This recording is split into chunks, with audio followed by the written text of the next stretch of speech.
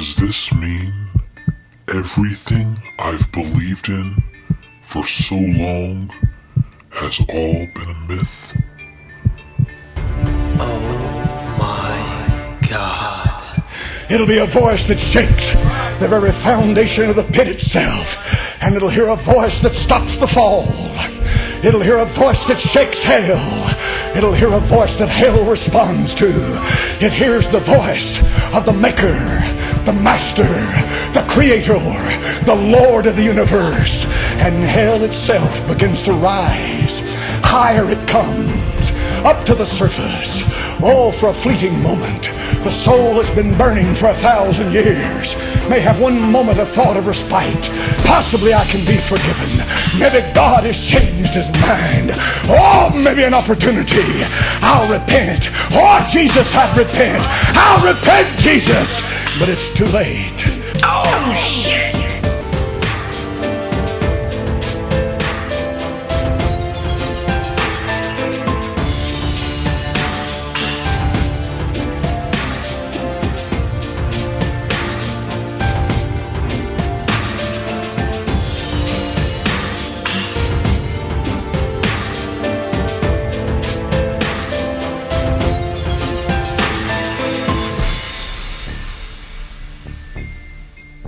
We are Myth Vision. Welcome back, y'all. Myth Vision Podcast. Your host, Derek Lambert. Co-host, Dr. Luther G. Williams, is currently editing and playing with his book. Man, he calls me with fascinating stuff, guys. I know you can't wait to get that book when it gets out. He's going to have a bunch of nuggets, all sorts of information. He's gone into a variety of fields from esoterics, you name it, when it comes to syncretism and even a gematria, delving into numerical codes that were utilized by the writers of these texts and was common in those times. So be on the lookout for our brother Luther. Y'all know, have his back when he gets that book dropped. But we have a fascinating guest here, Jacob Berman, man. What's happening, brother? I'm doing great. How are you doing? I'm doing great, brother. I'm doing great. You have a book that you're working on right now that's about to be released, and I'm very interested on that because, well, the title says it all. Let me go ahead and give you guys that. I think that's a powerful title. And if you're not going to be burned at the stake for this, we might have to time travel for that to take place. God has a father. He titled it, God Has a Father. Catch that? That's right. Subtitle, Discussing God's Forbidden Father and the Origin. Forgotten Father. Oh, I'm sorry. Forgotten Father. Yeah. So, Yeah. Discussing God's Forgotten Father and the Origins of the Three Abrahamic Faiths. That's controversial, brother. That's very... Let's go into that. Let's get right into the meat, because I know my intros get people riled up. Some people can't stand 2 minutes, so we're going to dive deep. Get this book when it gets out. We'll make sure you do another show at some point and be able to talk more about it as you release it. What is this book about? What's going on with the Abrahamic faith? Let's specifically deal with the Old Testament into the New Testament. We'll skip to a future maybe podcast or something where we talk about the Muslim faith. But yeah, talk to me about who's God's father and the evolution of Yahweh and all that good stuff you were telling me. Well, it began when I was looking into the book of Deuteronomy, and I noticed two intriguing verses in chapter 32. And I'm going to read it right now. And this is what it says. Just give me 1 second.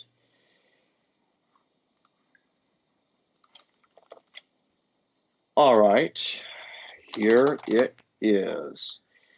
And it says, when the Most High gave to the nations, when he separated the children of men, he set the borders of the peoples according to the number of the children of Israel. For the portion of the Lord is his people, Jacob the lot of his inheritance. Now, those two verses is Deuteronomy chapter 32, verses 8 to 9. And there are other scholars that have talked about the significance of those two verses in this book, The Origins of Biblical Monotheism by Mark S. Smith, and among others. And Even a theologian, Margaret Barker, whom she talked about the Yahweh being, in her view, Yahweh being Jesus and Elohim being God the Father. Although the issue with that is that there is no Trinity in Judaism. There is no the Son in Judaism. This is a big issue. So the thing is, we have to recognize that the Most High in Hebrew is pronounced Ha Elyon, and he is not the same entity as God the Father, as some people may believe. There are certain Christian denominations that would believe, that subscribe to, even some saying that Jesus and Yahweh are brothers and sons of the Most High, because there are verses in the New Testament about Jesus being the Son of the Most High. But what I'm trying to say is that God the Father has a father. That's the point. Yeah. Hold on 1 second. So, the Father has a father. That is a Yes. profound statement, which I find fascinating. Let's delve into that. Can we talk about that and then go into, you talk about the evolution of what happened with the Old Testament gods? Yeah. And I say plural Yeah. because there's obviously a bunch there too, but you have an interesting thing. So who's God's father? Or who's father God's father? So before I get into that, I want to quickly distinguish the idea that the Most High being God the Father and being the Father of Yahweh, whom is Jesus. That was an idea that came later. Originally, that's not what happened. In Iron Age Israel, before Judaism started, Yahweh was the Father, and he was the son of Elyon, the Most High. He had many siblings, because after even Baal could be seen as his brother, because Yahweh was seen as the son of El, the supreme God. Now, what I realize is that the idea that a monotheistic God having a father actually goes back to Egypt, because Adam was said to have created the entire universe all by himself. Yet, despite the fact that he created all things that exist, he arose from Nu, a God that's represented as water. So this same contradiction goes back to Egypt, and it's not just an issue that exists in Judaism and would later become an issue for later theologians today. And that's the thing. How can Yahweh inherit something while not having parents at the same time? That makes no sense. So when I realized this, I wanted to find out who Elyon is. It's very clear, without a shadow of a doubt, that originally Yahweh was part of a polytheistic pantheon. Now, the interesting thing is, there are people out there that would say that the Jewish God is actually a combination of multiple gods amalgamated into one. But as I'm about to explain in a moment, this is not the case. It has to be realized by the fact that of the origins of Elohim. Now, before I get to that, keep in mind that Elyon sounds a lot like Enlil, the Mesopotamian god. That's not a coincidence, and I will explain that connection in a moment. Now, Atum is a shortened pronunciation of a much older Egyptian god called Nefertim. Now, Nefertim is where we get Elohim from. Is also where we get Hashem from. Elohim represents the plural understanding of Yahweh, while Hashem means the name when translated, which some Jews would refer to God as Hashem, like a rabbinical. Yeah, rabbis. they wouldn't actually say his name. They would say it's the name, referring to God's name because it's so holy. Yes. Got it. It cannot be uttered. They think it's a sin. Right. However, we're about to see here about even the name Yahweh comes from the very same God Elohim does, including El Shaddai. And this is where we start finding out, on top of all this, that people like Abraham did exist, but their story was adopted, when it was adopted into the Tanakh, into Torah and what have you, it was altered heavily to support a new belief system. Now, Abraham and Abram are actually not referring to the same figure. They're actually two different people, and I'll explain why that is the case in a moment. But going back to Nefertim. Nefertim was shortened to Atum by at least 2200 BC, roughly. Nefertim goes back to 3000 to 2600 BC. And there are some cases where Atum is already sort of making an appearance. Oh, wait a minute. Correction. Aten appears in 2200 BC. Nefertim was shortened to Atum by at least 2600 BC. And then by 2200 BC, Atum was pronounced Aten. And he became the sun disk. Now, before he was called Nefertim, he could be pronounced as Nefer. It even rhymes with the Egyptian word Neter, which literally means God. Now, Nefer comes from the Sumerian Ishkur. Now, Ishkur is very important because this is what initializes the evolution process, the mythological evolution. Now, quite interestingly enough, scholars such as Forkill Jacobson, whom translated the Sumerian text, wanted to make sure that translated the Sumerian text besides Samuel Noah Kramer. He mentioned that Ishkur is a son of Enlil. Remember I talked about Enlil sounding like Elyon in Hebrew. This is where we start building the bridge that connects Enlil to the original Most High, Yahweh's Father. Real quick, if you don't mind me mentioning before we get further than that, a lot of people want to say, well, these Israelites were Canaanites. You're showing that these are Mesopotamian religions that are being now moved into Egypt. You're showing there's an etymological connection in just the names connecting these deities from ancient Mediterranean. Would Canaan, would ancient Canaan count in that vein somewhat, or? Well, as we're about, this is kind of getting, that's a little later in the discussion, but the Israelites were they're pretty much a faction of Canaanites, and this is a universally accepted thing amongst academics. Now that's important, and the Israelites are connected in the sense of the Canaanites, whom they were in a way, actually more than in a way, they were actively rebelling against the Egyptians who were ruling Canaan, and they had many wars with them. Right. And now, this is where we're getting into Saul.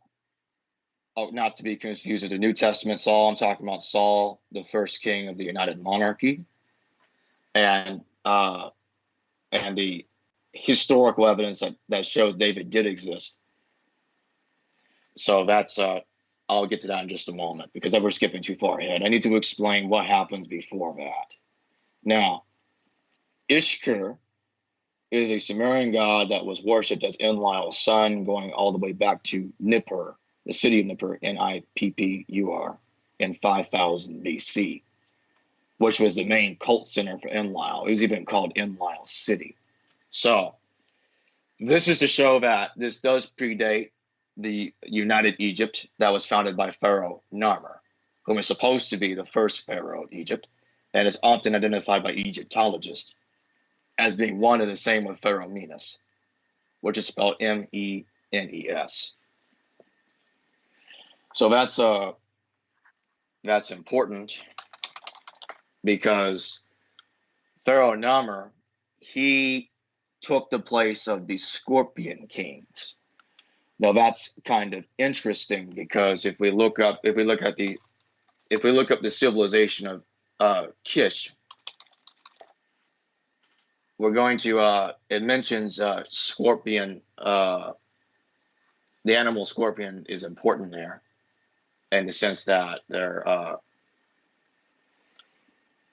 just give me 1 second. Not to be Yes. confused with the movie Mummy, right? No. Yeah, so what's interesting about Kish is they were supposed to be founded about 3100 BC. However, there is some evidence I'm aware of that seems to push that date back to about 3200 BC, which really what's interesting about that is that this would seem to indicate that Kish actually predates Egypt. And what's interesting about that is that there are some Egyptologists that would say that Narmer overthrew Scorpion 1 and Scorpion 2, or just Scorpion 2. These were the Scorpion kings, of course. And that's when he united the Egyptian monarchies. And actually, they didn't quite put it that way. They said he united it through war, which I agree with that. So that is another way of saying that that he united the Egyptian people through war. Now, my understanding of this is I don't think it's a coincidence that Kish, which was one time a superpower, was associated with Scorpion kings and Pharaoh Narmer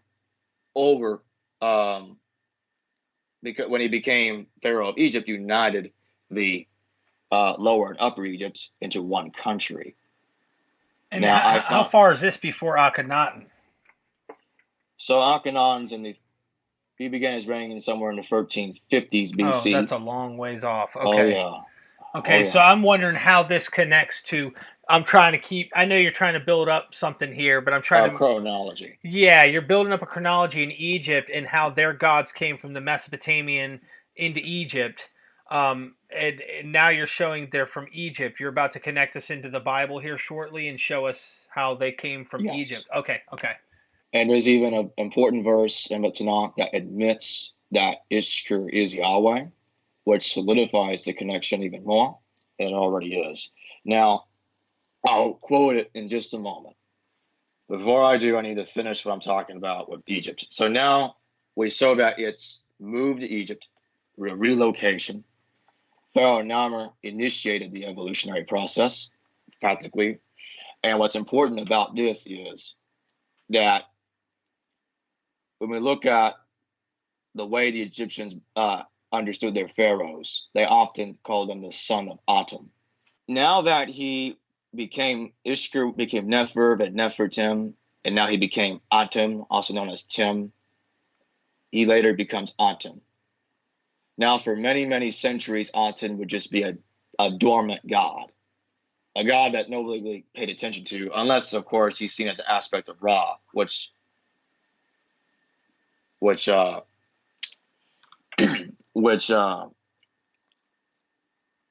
made him more important at times because Ra is often associated with the sun disk. Now, when we move forward into Pharaoh Akhenaten, because we might as well. However, there's one more thing that I need to talk about before I skip over Akhenaten. I almost forgot about it, and that was the Hyksos. The Hyksos are in the middle of the situation. Now, if you simply research the Hyksos, their god is called Baal Hadad. Now that's important because he's represented by the cuneiform sign Dinger Im, and I'm going to spell that Dinger. Then just simply type the letters IN. So look that up. And once you do, you'll see that Ishkur and Hadad are represented by the same cuneiform symbols and is recognized by those that study the Sumerian text. The academics, they recognize it as the same god. And so is Adad. Now that's important because before the Hyksos invaded Egypt in the early 2nd millennium BC, in 2300 BC, there was a person called Ibrium, Ibrium, whom was in Ebla, Ebla. And one of the gods of Ebla was called Hadda, Hadda. Now, what's interesting about that is it sounds a lot like El Shaddai. In Exodus chapter 6, verse 3, it talks about how Abraham knew God as El Shaddai. And if you look at Abram, it sounds a lot like Ibrahim. And I realized that's obviously what I got it from. More than that, going back to 2400 BC, they had a king called Adamu, what it sounds like Adam. And that's spelled Adamu, suppose I want to research it. Now, before that, it looks like Adamu was based on Atum. So this is kind of where we're getting into a full circle, where Mesopotamia influences Egypt, and then Egypt starts going influencing Mesopotamia. And if correct me if I'm wrong, and I'm not trying to jump ahead because I know you're going to take us through a sequence. I'm really enjoying this. I love learning this and how you're connecting the names. Like, this is interesting. Adam, from what I can tell, is a lot of the characters, the human characters of the Old Testament and the Tanakh, are actually gods from Egypt or the Mediterranean, myths of those times. And like Adam is actually a character who was a god, like you're talking about here. However, did they humanize him and make him like more human, or was he also a deified human from Egypt? You see what I'm saying? Well, Adam the human comes from King Adamu. It's just that Atum developed into the Adamu, and a king was named after him. So since Judaism does not view Adam as a god, but as the first man, it's clearly based on the human Adamu. Granted, you could still see it as originally having been a god, as Atum, if you want to. And what's interesting is Adam and Adonai would technically come from the same etymology. Because if you look at the Atum and how it becomes Atum later, and how in the Canaanite language and the Hebrew languages, there has the word Adon, Adon, and it later becomes elongated into Adonai, the Lord. Interesting. So Adam and Adonai technically come from the same root because of that reason. Now, when the Hyksos invaded Egypt, because now we're getting into that, their chief god was Baal-Hadad, also known as Ishkur. Now, considering he was a storm god, some people would confuse him for Set. However, there's no evidence connecting Set to Ishkur. It looks like this appears to be a later syncretism of some kind, and probably because the Egyptians were already viewing this god as evil, so they associated him with Set. Which makes sense considering what happens with Pharaoh Akhenaten later on here. Now, before I continue with Akhenaten, there are a few parallels that must be noted between Ishkur and Yahweh, including that of the flood myths, the confusion of tongues. All that's very important. And so, if you look up the story of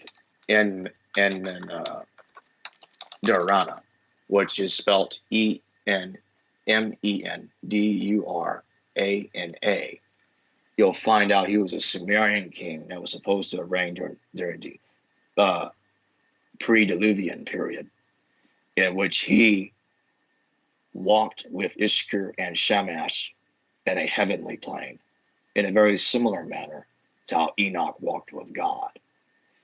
Now, before I continue, this is the part where I'm going to quote Hosea 2:16, which is the verse I was talking about earlier that admits that Yahweh is Ishkur. And it shall be at that day, saith the Lord, that thou shalt call me Ishi, and shalt call me no more Bali.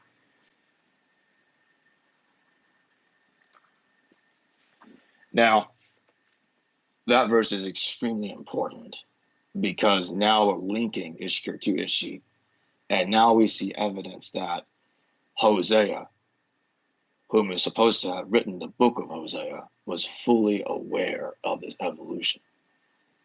And it's also important to note that Adad, another name for his skirt, sounds suspiciously like Atum and Aten and Adonai. And an author called Sanctuary Often, a Phoenician author, his work is lost, but there's quotations from it. He called Adad Adodos, which also sounds like Adonai. Now that's even more important because it's only strengthening and reconfirming what's already being seen here. Now, in the Gilgamesh epic, it says that Adad brought the storm cloud over the city of Shuruppak, which is where Utnapishtim was building his boat after he was warned by a god that a flood was coming. If we look in the Egyptian text, it talks about Atum bringing about the flood of Nu in 1,000,000 years. Now, Nu is important because it's also pronounced, it could be pronounced Na, but either way, Nu is where we get Noah. Now, Nu is a god, yes, but in this particular situation, Pharaoh Khufu built a solar bark, or replica of it, in honor of the story. Since Khufu is the human king, similar to how Noah is understood in the Genesis story, I came to the conclusion that Noah is Khufu. And he probably was seen as an anthropomorphized form of Nu by those that wrote the Genesis story. Either way, there's no doubt in my mind he's Khufu. And later, since some people might say, well, Jacob, it does match if you look at the Genesis flood myth, it's more similar to the cuneiform one. Well, before you say that, it's important to note that in Egypt, Atum as Ra wields the heavenly bark, and he floods the earth at the same time, which is exactly why the Genesis story insists that the God that flooded the earth and gave Noah the schematics to build an ark is the same God, because it was understood that way in Egypt. Are they mutually exclusive? I mean, kind of like the New Testament. To give you an example, we've had author Joseph Atwell on the show, and we've also had Dr. Price on at the same time. And Dr. Price gives an example of Dennis MacDonald's great work on Homer in the Epics and the Gospels, and showing how Mark is really a crazy awesome rewrite of a lot of the epics. But Atwell's also making a connection to Josephus. So I said to myself, are they exclusive? And Price said, no, of course not. It could be both. Josephus literature is being used as well as the Homer epics being used. Now, what I'm thinking is, could it possibly be that you have a Mediterranean myth combined with Egyptian, and the scholar they edited this stuff and created their own version out of these? That's my point. Oh, okay. Yes. That's why I was saying the way I said it, because this occurred clearly during the Babylonian captivity. Scholars practically agree the Torah was written during that time period. I was gonna ask you, because that's vital when we talk about this, the dating. Because if you go too far back, I mean, how would they have had? Not saying it couldn't, but yeah, I agree with the more recent date versus some crazy. I've heard people say Adam wrote, his parts of the Bible. Well, I'm like, whoa, man. One way you could put it is, if you want to say it was written, if you want to go with the Jewish tradition of when this text was supposed to be written, then you would have to say the Torah was written by the Egyptians on the walls of Egypt, which technically, if you put it that way, in the way it was, in the Torah was a rewriting of the Egyptian stories. I mean, yeah, that would be the logical. You could. Well, you're definitely hitting it in a. You're obviously not taking the position that they would take. They would say, of course, Moses wrote. But you're taking a scholarly approach to this, and that's why I appreciate what you're doing. And you're looking through the BS. You're trying to say, look, guys, all right, the missing tomb does not mean the guy rose from the dead, literally. Okay, there's an explanation, but I'm pretty positive people don't come back from the dead, even though people are claiming they did. Whether they, anyway. So please continue where you were. You talk about the Babylonian captivity, and you're talking about the meshing of these myths being written in the Tanakh. And Hmm. is this the Septuagint, or is this the Hebrew, or how do we know? Well, Yeah. well, they found in the Pack of the Dead Sea Scrolls. I gotta find it. So they found some kind of Paleo Hebrew stone tablet of some kind that dates back to somewhere between 900 to 700 BC, Okay. and it had prayers in it that resembled the Book of Numbers. Hold on, I am trying to find it. Yeah. So while you're looking for that, it's interesting you make mention of that because I personally would say the Septuagint is like the best, I guess you'd say, well put together compilation we have that exists. Not saying there wasn't something prior, but it that we have that exists. It obviously is older than the Masoretic text. You know what I mean? Obviously, but Yeah, but yeah. you're saying there's possibly a Paleo Hebrew that might have predated the Hellenized Septuagint version, Oh, it and did. okay, okay, and then Hellenization came in and said, well, let's try and get these guys. So I'll come back when I find what I'm looking for here. I'll come back to that Paleo Hebrew thing. Even if you don't in this episode, we're gonna do more Yeah, shows, so yeah. don't worry. Yeah, I just can't remember off the top of my head what the tablet label number is. So, but if any of you want to research it, the Paleo Hebrew text, and you'll find it. There's text predating the Septuagint, and that's also goes right into the fact that Josephus reported on the in the Talmud, also reported on the Ptolemy II Philadelphus ordering the translation of the Torah into Greek. So it's already been logged into the historical record that there was a Hebrew text translated into Greek, which only bolstered the accepted claim that the Torah was written not only before the Greek version, but it was written during the Babylonian captivity and afterwards. So, going back to Akhenaten, after the Hyksos invaded Egypt, I meant to say, they waged about a 2 centuries-long war until the final battle, where in the 16th century BC, Amos I exiled the Hyksos. Then they went on retreat, and then they were pursued by Amos I. He gave pursuit, like Pharaoh of the Exodus. And then that would mean that the last Hyksos Pharaoh leader was Kamadi. Khamudi. So that's how you spell it. Now, and Amos is spelled Ahmose. So that's for those that want to research it. Now, after that point, later you get the conquest of, I think it was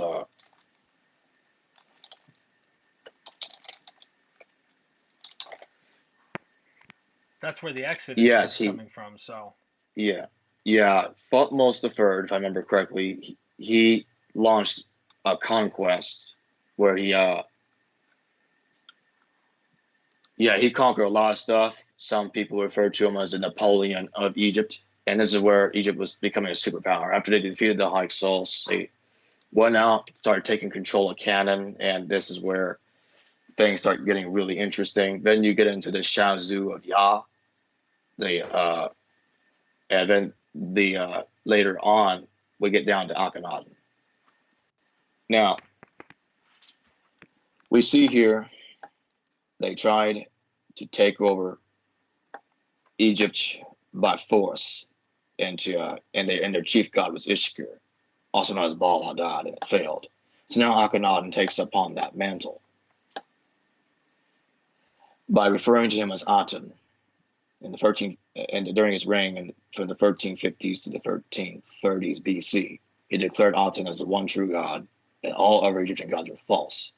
It is even said that he ordered the blotting of the names of the other gods from the hieroglyphics all over Egypt.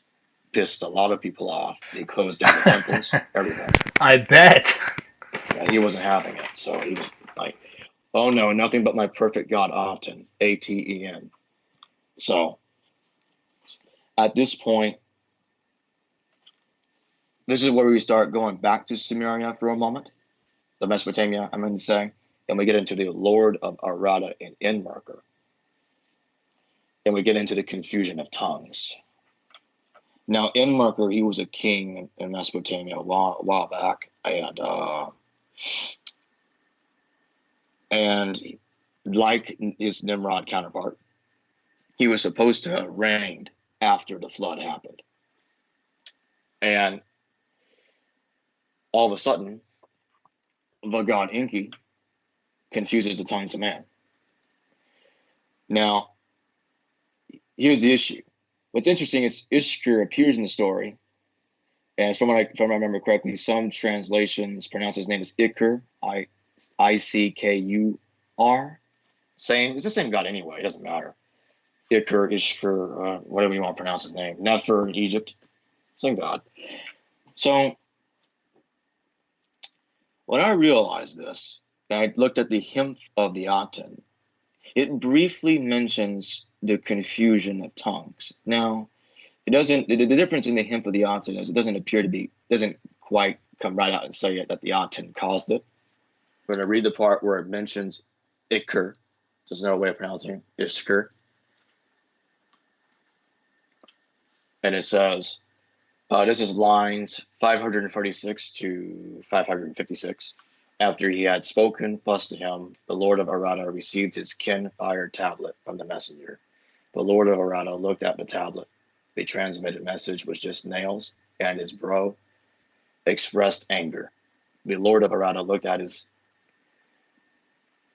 kiln fire tablet. At that moment, the Lord worthy of the crown of lordship, the son of Enlil, the god Ikur, thundering in heaven and earth, causing a raging storm, a great lion, and he was making the mountains quake.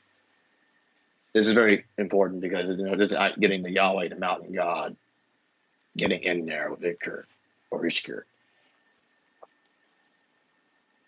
He was convulsing the mountain range, the awesome radiance of his breast. He caused the mountain range to raise its voice in joy on Arada's parched flanks in the midst of the mountains. Wheat grew of its own accord, and chickpeas also grew of their own accord. They brought the wheat, which grew of its own accord, into the granary of the Lord of Arada, and heaped it up before him in the courtyard of Arada. The Lord of Arada looked at the wheat. The messenger's eyes looked at skins. The Lord of Arada called the messenger. There's some parts of it a little hard to understand because there's broken lines. Now I'm going to get to the part where we get to the confounding of the tongues.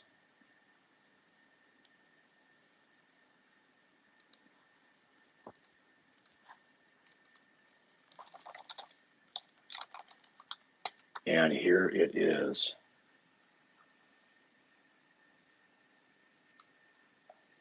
Lines 134 to 155. Chant to him the holy song, the incantation sung in his chambers, the incantation of Nidumad. On that day, when there is no snake, when there is no scorpion, when there is no hyena, when there is no lion, when there is neither dog nor wolf, when there is thus neither fear nor trembling, man has no rival. At such a time may the lands of Kuber and Hamaza, the many-tongued in summer, the great mountain of the me of magnificence and Akkad, the land possessing all that is befitting, and the Martu land, resting in security, the whole universe, the well-guarded people. May they all address Enlil together in a single language, for at that time, for the ambitious lords, for the ambitious princes, for the ambitious kings, Enki, for the ambitious lords, for the ambitious princes, for the ambitious kings, for the ambitious lords, for the ambitious princes, for the ambitious kings, Enki, the Lord of abundance and of steadfast decisions, the wise and knowing Lord of the land, the expert of the gods, chosen for wisdom, the Lord of Aradog, shall change the speech in their mouths, as many as he had placed there. And the speech of mankind is truly one. Yeah, that clearly is saying what, not identical, and that's the point you were making in a lot of your videos that you do on Facebook, Mm-hmm. because none of them are really identical, but very, very similar, and that is Mm-hmm. very clearly indicating one language from many languages. There's an Inky's involved, and did Inky confuse the tongues? Is that what it said? Yes. Now, here's the issue. The Okay. Egyptians had their own story. And we can see through the etymology that we see here, the Egyptian version does not blame Enki as a cause. Okay. So I'm going to read the hymn of the Aten, at least a part of it. Okay.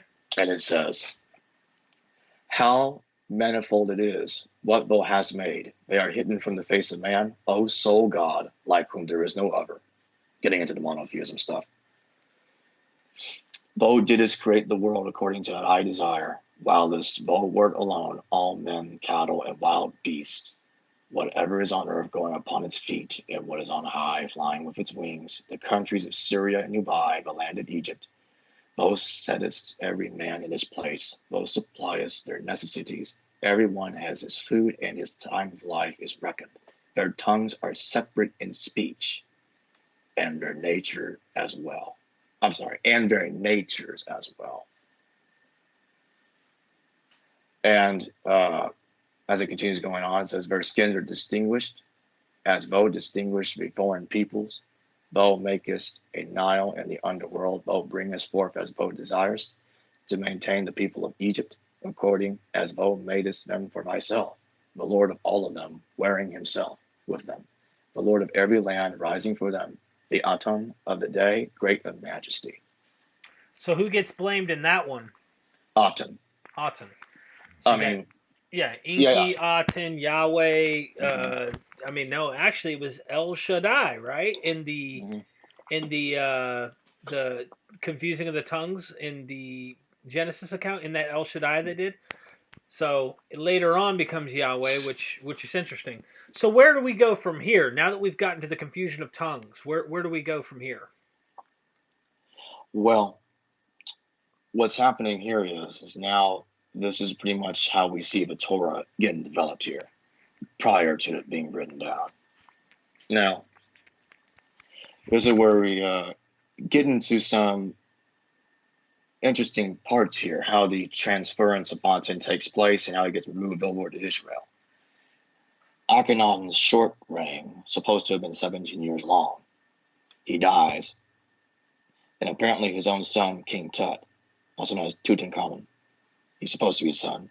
He was originally called Tutankhaten, but he changed his name to Tutankhamun to get away from his father's religion, and now, or I think it could also be pronounced Tutankhamen. That's pretty much the same thing, yeah. So at that point, he, along with Horemheb and others, they were pretty much getting rid of the history of Akhenaten, trying to destroy him, get him out. And if I remember correctly, going as far as not even mentioning him as many kings list as possible, just getting rid of him out entirely. But Egyptologists were very lucky to find his tomb. And if I remember correctly, it was heavily ravaged, but there were writings there that survived. And that's what allowed us to figure out what the hell happened here. What's interesting is another pharaoh goes through a similar situation to Akhenaten a little while from that in the late 13th century BC. And this is where we get into the transference to Israel begins. So Aten is denied his apparently rightful place as monotheistic God. And we can imagine here the cult is pretty pissed off. They're going to relocate this God somewhere else. And they need to get their way. And before I continue, I also want to bring up another similarity between Enlil and the Egyptian God. Not the Egyptian God, but the God's father in general. But yes, the Egyptian God knew. Enlil is also referred to as New Namner. It's a title, just like Adad and Hadad are different ways of expressing Ishkur. The title is spelled Nunamnir. Now it's interesting that his son is called Ishkur, whom is called Adad, because in Egypt, Nefertim is also called Atum and is often understood as the son of Nu. Very similar to how Adad is understood as the son of Nu Namner. You can see how the names sound alike. So they ignored Namner and kept the Nu sound. And that's how they continue the idea that he's the son of Nu into Egypt. So another similarity between the Sumerians and the Egyptians is, if you look at, and I've talked about this in the past, Enlil is the king of the air and the gods. He's very similar to the Theban supreme god Amun, the supreme god of Thebes. And he has a feminine form called Amunet, the goddess of the air. So I'm going to spell these names A-M-U-N, and the other one is A-M-U-N-E-T. So that's the pair. And what's interesting about this is Ninlil, feminine form of Enlil, and his wife, is also called Lady Air, goddess of the air. It's very similar. And also, Enlil has a son called Nana, the moon god. Well, Amun has a son called Khonsu, also a moon god. And I don't think that's a coincidence. It's very, very similar. And we can see the etymology is bridging the gap between these different gods together. Exactly. So I just want to insert that in there so that way we don't forget about God's Father here as Right. we go along. Now, this is where we start getting into the Myrna Ptah stele. Now, this basically is a commemoration stele about a record of Myrna Ptah's campaigns, and one of them including the devastation of Israel. Now, Israel is part of Canaan, and Canaan is like a United Nations of many different people in that land against Egypt. Because Egypt is their primary enemy, and multiple different cultures are part of Canaan, including Israel. And You're saying Canaan, right? Canaan? Yeah. Just making sure everyone is watching. Canaanites. Yeah, the Canaan. Yeah. Okay, Canaanites. Now, Someone might think you're talking about actual canon, like scriptural canon, you know? yeah, I get that. Now, Myrna Ptah does that devastation of Israel. Obviously, this is involved in that Canaan rebellion against Egypt, because they had wars off and on. And I don't want to get into too much detail of that because we'll get into way too long about the specific history. Right. I'd rather stick to the gods. Right. Long story short, after Israel was ravaged, eventually the Egyptians lost much of their influence over Canaan, and they basically gained their independence. And that's why all of a sudden, out of nowhere, the United Monarchy appears. And it didn't appear out of nowhere. It was because they declared independence from Egypt. That's why Saul is the first king of Israel.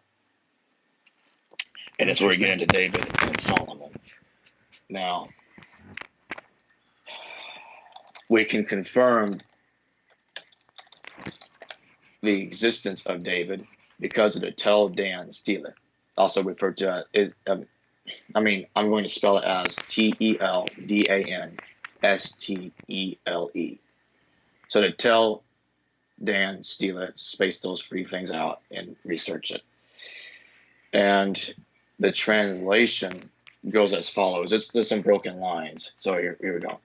And cut.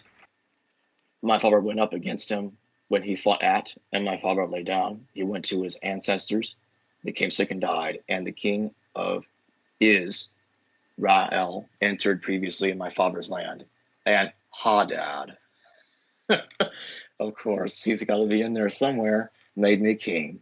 And Hadad went in front of me, and I departed from the seven. S of my kingdom. The letter S just appears in the English translation. On my kingdom. And I slew 70 kings who harnessed thousands of chariots and thousands of horsemen or horses. I killed Jehoram, son of Ahab, king of Israel. And I killed Ahaziah, son of Jehoram, king of the house of David. That's the big one there. And I set their towns into ruins and turned their land into desolation. Uver and Jahuru led over Israel, and I laid siege upon. So yeah. So we got multiple characters being confirmed here. We got Ahab, a bunch of others, David, that's the big one. And Hadad is involved. There's also a lot of kings called Hadad, but it's no coincidence that he's involved in this situation. Because here's the thing. It's also important to take note that Yahweh also sometimes is Israel's enemy.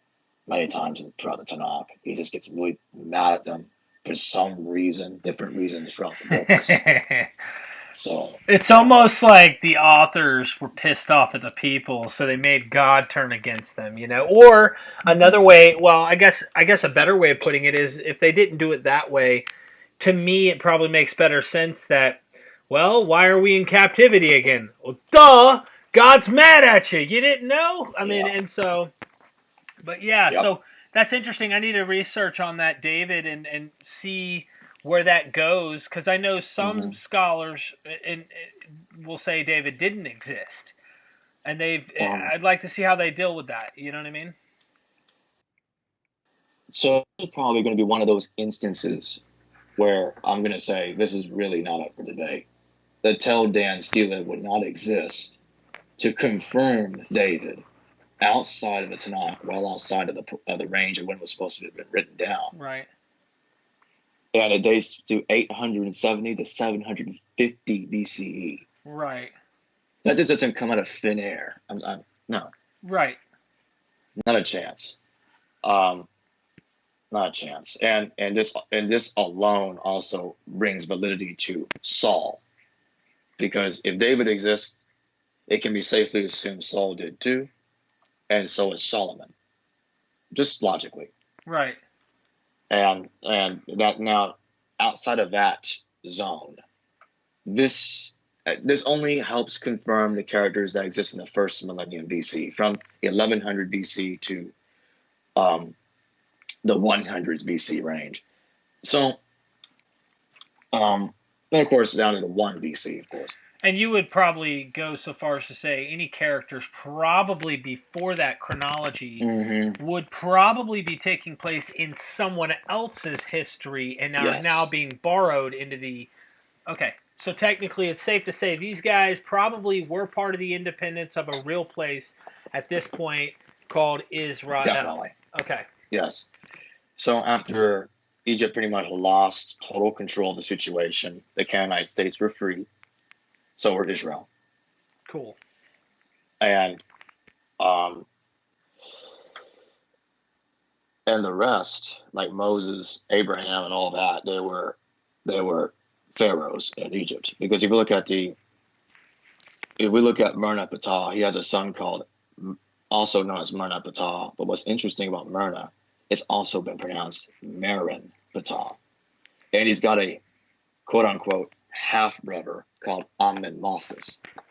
Like, whoa, that sounds a lot like Aaron and Moses. And let's get in. If we get deeper into that, Amen-Moses is supposed to be the son of Ramses II, and Ramses sounds suspiciously like Amram, the father of Moses. Right.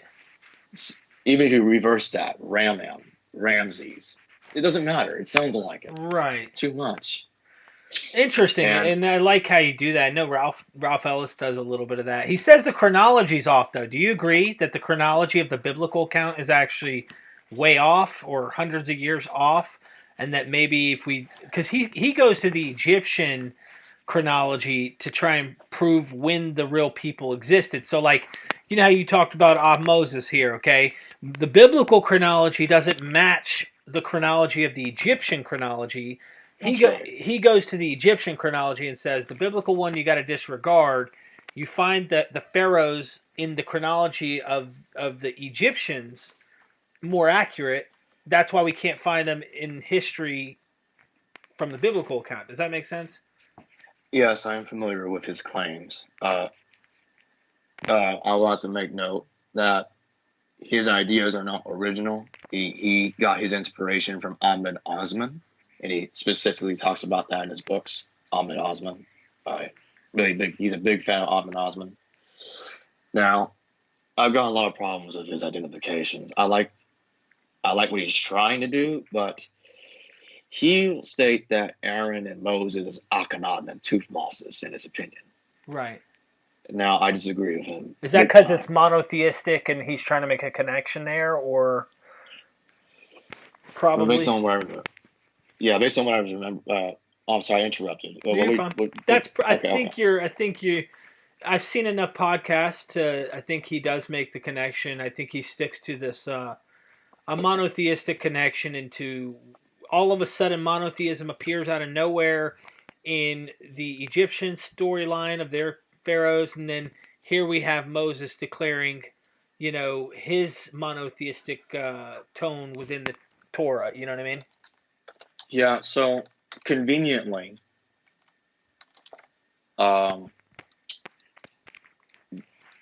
he ignores the 10-day stele. He says David is a pharaoh of Egypt, and if I remember correctly, is Pusenes II, whom he identifies with David.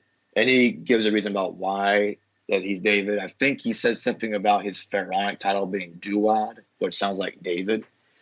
And he's trying to make a connection with Shawshank I with Solomon. And I'm like, listen, I think he does that because he claims that Solomon had riches, like unbelievable gold, right? The gold of Egypt being synchronized with the gold of Solomon's. But does that have to be? I mean, let's be real, right? We're talking a biblical account, and I just want to ask you because I'm no scholar in this. I love being who I am. I get to sit behind here and make observations and just watch. But couldn't that be possibly just trying to, I guess you'd say, enhance a story? Or do you think Solomon really was a rich dude? Of course they exaggerated, in my opinion, on how much riches. But what are your thoughts? All right, so here's the problem with what he's saying. Shawshank I in the 10th century BCE sacked Israel. And he's identical to Shishak, whom in the Jewish chronology lived in the 10th century BCE, did the same exact thing as his historical counterpart, Shawshank I. So it's completely alike. The king of Israel is actually a pharaoh of Egypt attacking Israel, especially since the Tel Dan Stele confirms David is a father of Solomon, which would show that, yes, he did live in Israel. Yes, he was an Israelite king, and not a pharaoh of Egypt. In fact, Solomon is distinguished from Shishak and is mentioned together with him several times. And Shishak and Solomon, just give me 1 second here. I almost forgot something. If we look up the time period of when he lived, Solomon, he lived at the same time period. He's a contemporary of Shishak, also known as Shawshank I. He lived in the same century as him. So yeah, it's a disaster to say to the same person. He's trying. I can respect that he's trying, but he's got to be careful because first millennium BC characters that existed in the Jewish chronology can be found in history very easily. And we can go into the Mesha Stele about King Omri being the conflict with King Omri with King Mesha of Moab is verified in the Mesha Stele, which is about, if I remember correctly, 2,800 years old, which solidifies what the Tanakh talks about the conflict between Moab and Israel, which the Mesha Stele is spelt. Hold on. I don't want to misremember how to spell it, so I'm just checking it out. Mesha Stele. So yeah, that's for those that want to look up. So that's the problem. You can't go around saying all these people were pharaohs of Egypt when we have these ancient writings around well before the Tanakh. Now, Moses and Aaron, that's different because we can't find them anywhere. Right. So I agree with him there that Moses and Aaron must be found in Egypt, just like Ahmed Osman was talking about. But Akhenaten and Tuthmosis, that doesn't sound right to me. It sounds more like Meron Batal and his half brother Amen Moses to me. Like what? And both What? are speculative, right? Both are Yes. speculative. Mm-hmm. I mean, and so we're But not saying one is more than the other, but I do see where you're coming from, and I get it, you know. yeah, do you see the similarity in the names between Meron Batal and Amen Moses with Aaron and Moses? Marin Patah doesn't sound. I guess Marin Aaron, but Meron and Aaron. They just ignore the Batal sound. right. And then Amen Moses, Moshi, Moses. They can ignore parts of the sound. Right. I don't That know. happens, I I mean, would imagine. honestly, I don't know. I'm gonna be honest. I don't know enough That's to. fine. But Don't worry about it. but I do think that sometimes what we can do, we look for patterns as humans, and I think sometimes we can get caught on a wagon possibly of trying to make this Egyptian connection all the way down as he did, all the way to Jesus. You know, so and a lot of people think it's speculation. So, but yeah, we can move on from there because Well, I'm actually going to interview him more. I like to hear stimulating ideas and stuff like that. But yeah, I get it. You guys have differing views on these things, and I know you probably side more with scholarship, I suspect, yes, I do. in a lot of Yes. these issues. Yeah. Yeah, the problem is, going back to Mernat Patal, there is one big difference. With Akhenaten, you cannot prove he went to Israel because the idea that he's Aaron and his brother Tuthmosis is Moses, or in reverse, because Ahmed Osman says Moses is Akhenaten and Tuthmosis is Aaron. You have to rely on him being exiled to Israel. You have to have a relationship with Israel. Now, Mernat Patal can also be pronounced Meron Patal, the father of Meron Patal Jr., the half brother of Ahmed Moses. He sacked Israel as well. He ravaged the land, something like that, and he's talked about that in the Mernat Patal Stele. That's the one big difference there. We can prove that there was the direct conflict between the names I mentioned with Israel very easily. Right. But with Akhenaten, his father, nor does his brother Tuthmosis, they never went to Israel. We can't prove it. Do you see what I'm trying to say here? Yeah. I get it. And here's the thing. I'll read that part in the Mernat Patal Stele, and where it says this. The lines 26 to 28. The princes are prostrate, saying peace. Not one is raising his head among the 9 bows. Now that Tehunu, Libya, has come to ruin, Haja is pacified, but Canaan has been plundered into every sort of woe. Ashkelon has been overcome. Gezer has been captured. Yanoam is made non-existent. Israel is laid waste, and his seed is not. Haru is become a widow because of Egypt. With Akhenaten, he never goes to Israel at all. In fact, the Ahmed Osman's thing about Akhenaten being exiled is pure. It's not even. I wouldn't even consider it speculation. Probably less than that because it's total.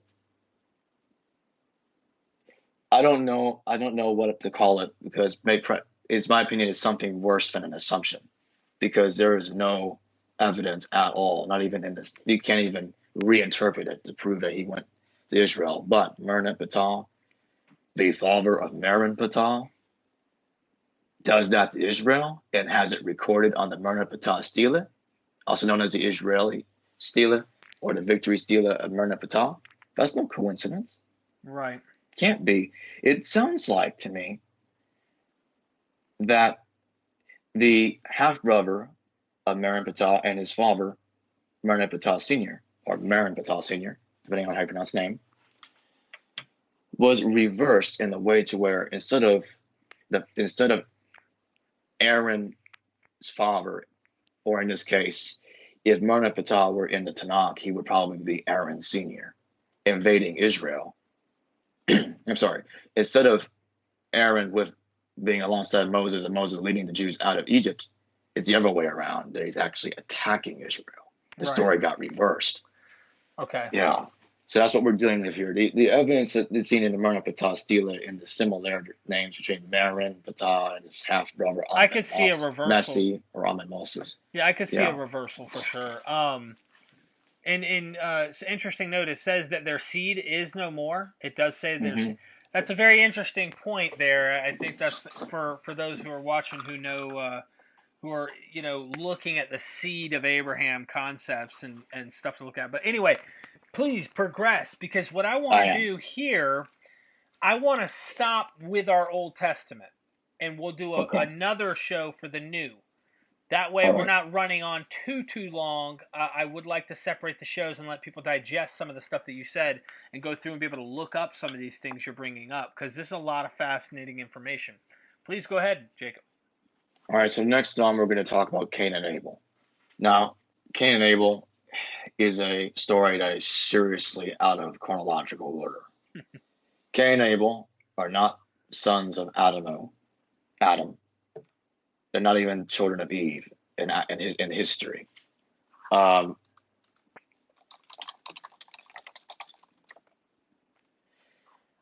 Now, this is where we have to go to the Roman kingdom, actually, to find Cain and Abel. Yeah, that's... Yeah, Now, let me, before you go any further, because, I have some radical people come on sometimes. Are you the only one who speculates this, or is this held by other scholars? If I remember correctly, there's a couple of people, I'm not even sure if they're scholars, that talked about the Romulus and Remus being similar to Cain and Abel. Okay. But I'm going to take it the extra mile. Okay. And now, would you date Romulus and Remus to the 3rd century BC? No, so here's the interesting part. Okay.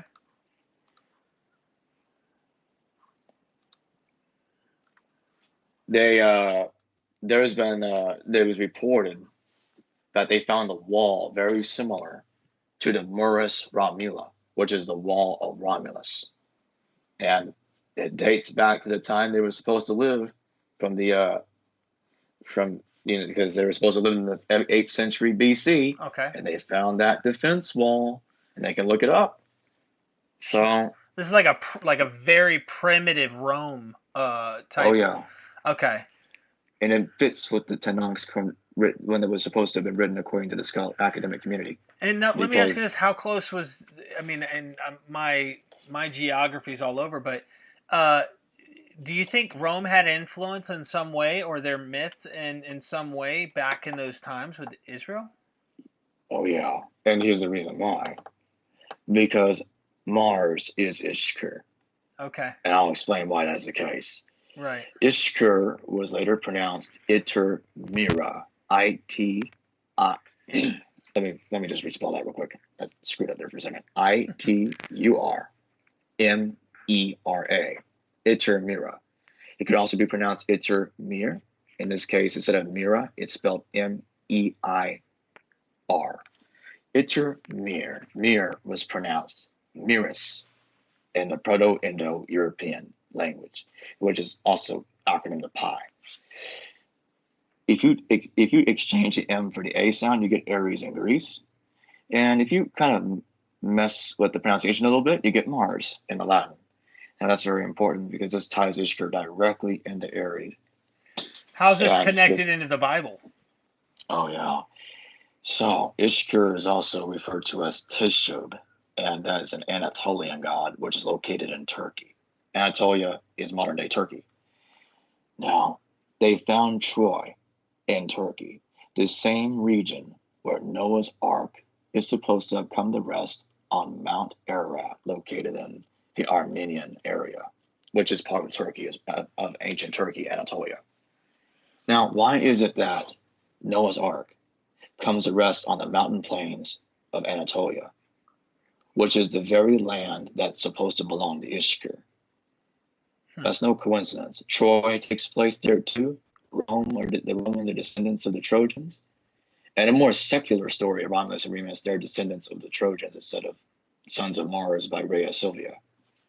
So, at this point, the geography of Ishkur matches with the location of Noah's Ark where it's supposed to come to rest, and where Troy took place. Yeah, why are they doing that? Why even have that? Oh yeah. I see what you mean. And In like the same personally, area. I don't know. I'm not saying it's not possible. I just don't buy the Noah's Ark actually being any literal ark. However, Oh, I get that. yeah. I just want our audience to hear that because they start thinking I think there's some real universal flood Right. going on or some crazy shit. I'm not Same. espousing that. Yeah, same here, because Noah in reality is Khufu, but when it became mythologized into a Jewish version, for some reason, the entire thing takes place in Turkey, the same region where Troy is. Dude, I love Yeah. this, and I'll tell you why I love this, Jacob. And we got to do these again. And this is so important because people, like, I talk to too many fundamentalists, right? And they're like, "You're not reading what it says. It says this." And I say, "No, I think what we're doing is we're reading. We're not reading into it. We're looking through the message. We know." There's lines between the lines, and we understand there's something there. Like a lot of these guys that I bump into that are very Christian fundamentalists, I tell them about the New Testament. I said, have you ever considered the reason Paul is removing Torah has more of a political agenda, but rather than it being some like, well, God was truly being done away with law. Have you not? And this is seriously what they do, and I'm just giving you an example, but they'll seriously, and you've heard it, they'll seriously say, God was being done away with the law. The cup of wrath was overflowing. All this The stuff. new covenant.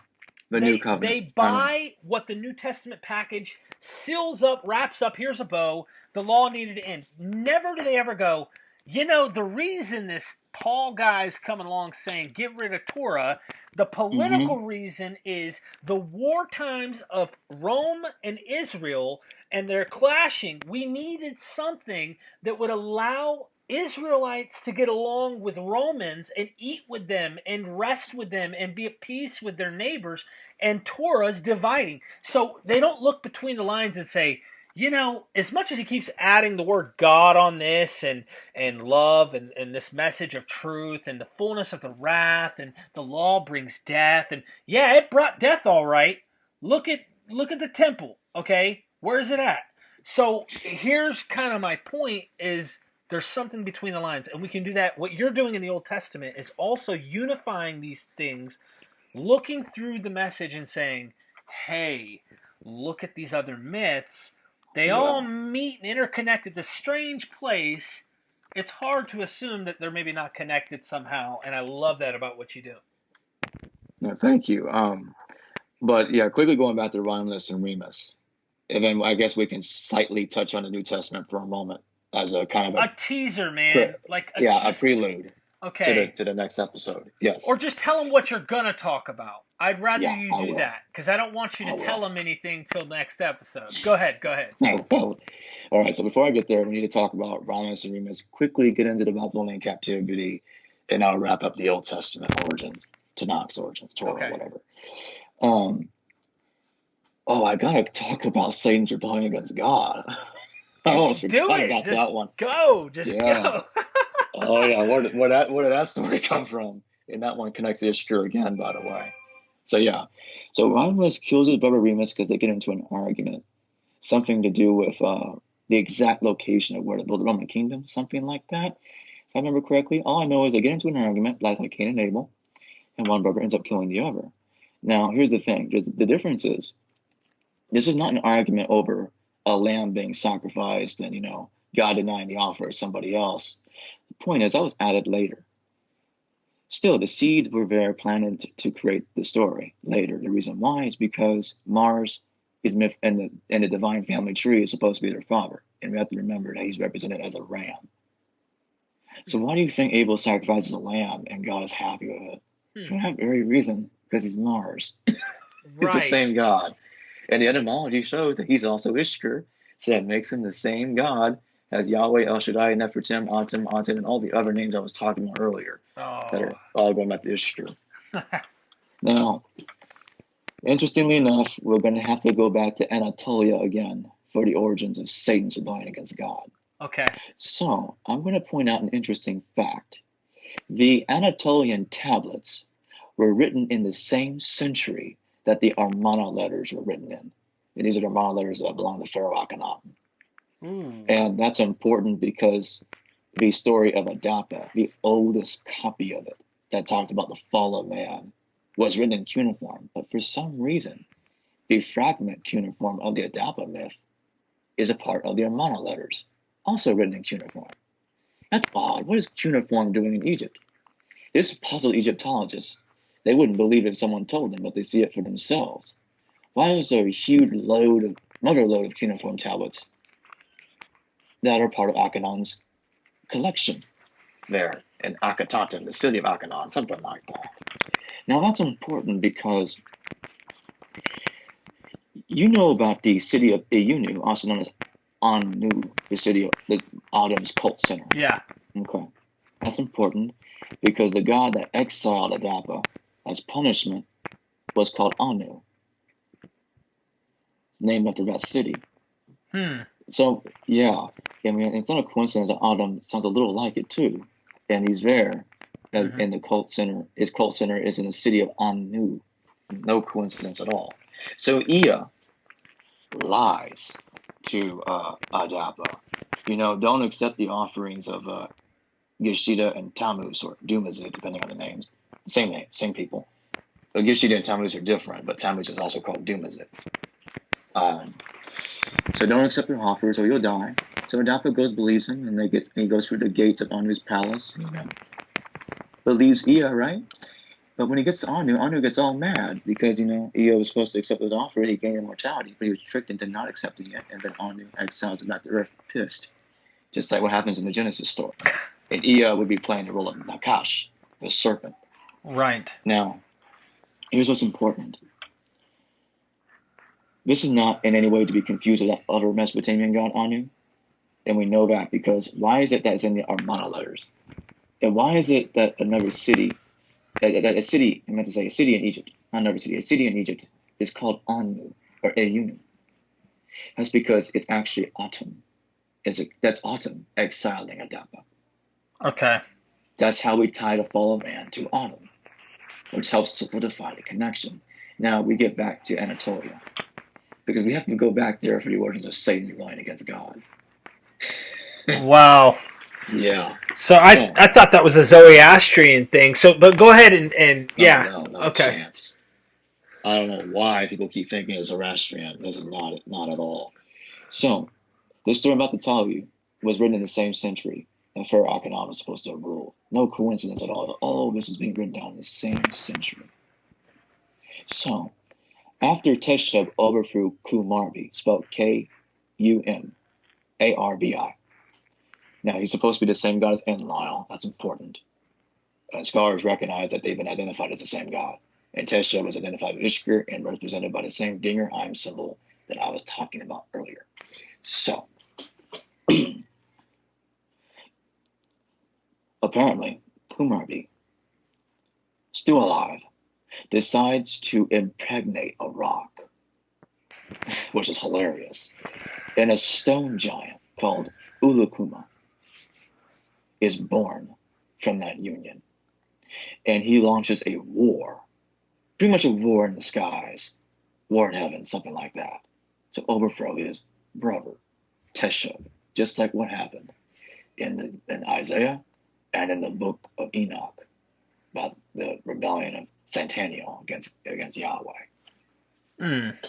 Yeah, it's also in the book of Revelation, Michael casting him out of heaven. And what's interesting about that is Cashapp received the assistance of a god called Ayas, Ayas, just like Michael gave assistance to Yahweh to defeat that rebel angel. Same thing. Four-letter word, like a four-letter word God. Wow. Interesting. I mean, they're not identical, but it's very interesting how they parallel in a lot of ways. Oh, yeah. So, yeah, the Yah sound, yes. But Yah is actually referring to the ancient Egyptian moon god called Yah. I'll touch on that in just a second. So, Ulukuma's, he's sitting on the shoulder of Uluri, whom is apparently holding the sky somehow, like Atlas. And they cut the feet of Apoluri, if I remember correctly, so that Ulukuma would fall down from the sky, just like the fall of Halel ben Shahar, morning son of dawn of Lucifer, in Isaiah. And he was killed by thunderbolts, like cutting down Lucifer in Isaiah. I think the New Testament describes something like that. So Satan in Revelation, right, the dragon. Now, for those that want to research this guy, Ulukuma is spelt Ullikummi. Yeah. And Teshup is spelled Teshub. So, that's where it comes from. That's him. Same story. Yeah. The boogeyman, bro. When you were telling that, you were like the campfire light was on you, and you're like, and then a man had sex with a rock, and the rock grew into a bigger rock, and then it cast down from heaven. No, man, that was awesome. So, okay, we got Satan's origins, so to speak, or Satan, That's right. Lucifer. There's an evolution to him anyway. Oh, yeah. Samael, whatever you want to call him. He comes from a totally different myth. Now, you were going to touch on two more things, and we were going to give teasers on your New Testament. Oh, yeah. Yah, the moon god, the Babylonian captivity, Torah being written down, Persians being involved, and then we get into the intro to the New Testament video. And so, Yah was understood as one of the many names of Aten.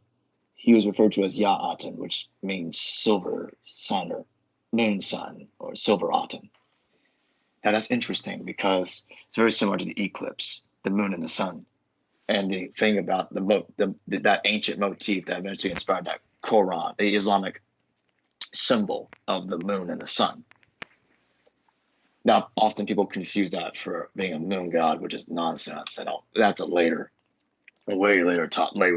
video down the line. So technically, the symbol is not a part moon. It's actually a eclipse starting to cover. Oh, never knew that. So I'm learning.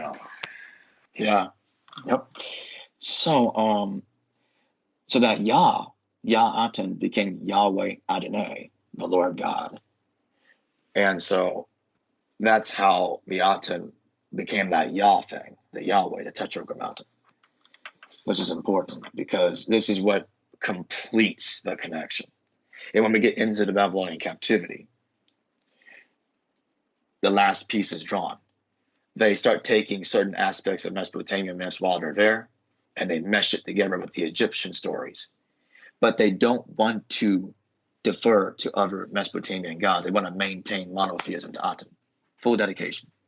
So what they do is they make sure to stick with the Egyptian version of the flood while taking in some stuff from Gilgamesh and Atrahasis or what have you. So that way, the same God still starts the flood and saves man from it at the same time, just like how Aten sort of does that in Egypt. Sort of. Not quite the same because he doesn't actually have a boat to save man from it. He just is represented with the boat, but he floods the earth at the same time. So that's why God gave Noah the schematics to build the ark and flooded the earth at the same time. It's because of the Aten thing. Now, when that happens, that pretty much completes everything. The Persians take over Babylon. They release all those that are captive there. And from what I remember, it's not just the Jews that were captive. A bunch of other people were captive. And when the Babylonians were taken over by the Persians, they then went to Egypt and conquered them too.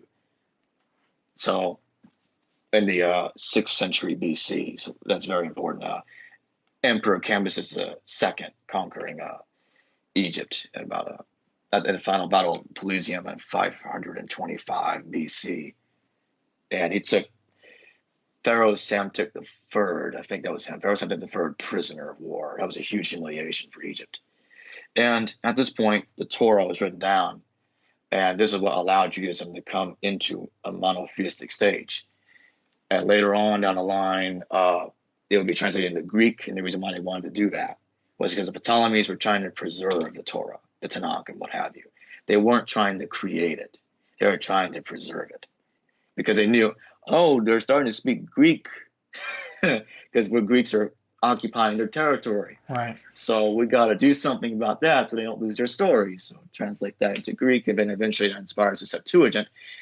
And then the Septuagint would unwittingly get involved with the mistranslations regarding Emmanuel being a virgin when he's one of a virgin when he's not, and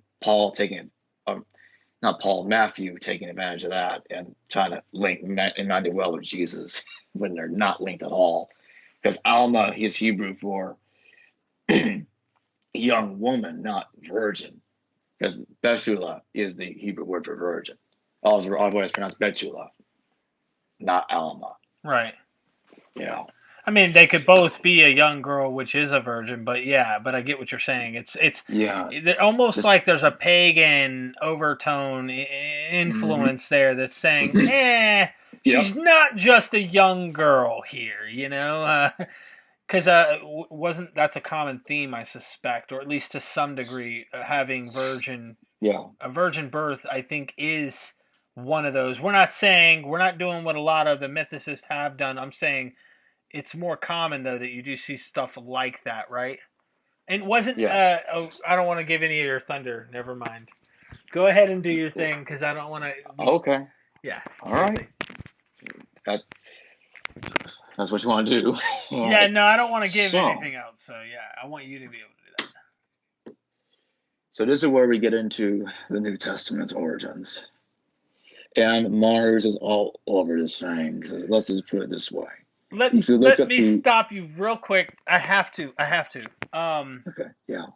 Before we get into the New Testament, because I don't want to go there on this episode. I want you to say, drop nuggets. Here's what we're going to do. We're going to show you Mars in the New Testament, paralleling it to the Greeks, and then just give a list of things that we're going to delve into with the New Testament. All right, so Acts 17 is important because for some reason, out of all the places he could have done this in Athens, Paul preaches to the men of Athens at Mars Hill in Acts 17, which is interesting because it's also called Areopagus, and this place where Mars was put on trial. So a little bit of a similarity with Jesus there. I told you, only give him a preview, man. Don't worry, that is a preview technically because it gets much bigger than that. Don't worry. Yeah, because I want to drop a few. So you're going to talk about Apollonius of Tyana too, right? Oh yeah, Apollonius of Tyana. Yeah, I call him Apollonius of Tyana. You talk about it's that. all good. You're going to talk about Mars. I already got the Mars part covered. I don't want to get deeper into that. Don't, please. Yeah. The Acts 17 thing is already huge enough as it is. Right. So, so I find it strange that in the more ancient Greek manuscripts of the New Testament, there's another Jesus called Jesus Barabbas, taken prisoner by Pontius Pilate too, for some reason released, and the other one gets crucified. And yet, Apollonius of Tyana ascends to heaven like Jesus when he was supposed to have died in 96 AD. And he meets with the Roman emperors like Josephus. And like Barabbas, he gets put on some sort of trial too. And he does get released, and I'll go into more detail on that in the next episode. Oh. And I found out that this allowed me to figure out that the man that was supposed to have ascended to heaven, or you could even go resurrected of the dead, perhaps, resurrected from the dead, is not the man that was crucified, and that the Son of God is not the Jesus that was crucified by Pontius Pilate. They're completely different people. And I'll explain all of that in the next episode and how that ties into Josephus. That was awesome. We talked about some heavy stuff. Guys, gals, if you're watching this, Jacob's book, it's going to be coming out sometime soon. God has a father discussing God's forgotten father and the origins of the three Abrahamic faiths. Jacob, how do they get a hold of you, brother? How do they get a hold of you? Well, they can find me on Facebook. Yeah. Okay. And I'll just put the link in the description. So you have a YouTube channel as well. Put that link in the description as well. And so, do you have a website? As of right now, I don't. You're going to work on one. Yeah, I probably should. I think I've thought about something like that in the past. But right now, I just got this Facebook stuff and YouTube. A lot of guys I know who are authors don't have websites. Not all, but I know a lot of them, and I'm like, what? So it's important to have. Go get you one, man. You can get one for free. Just get you a little something, you know.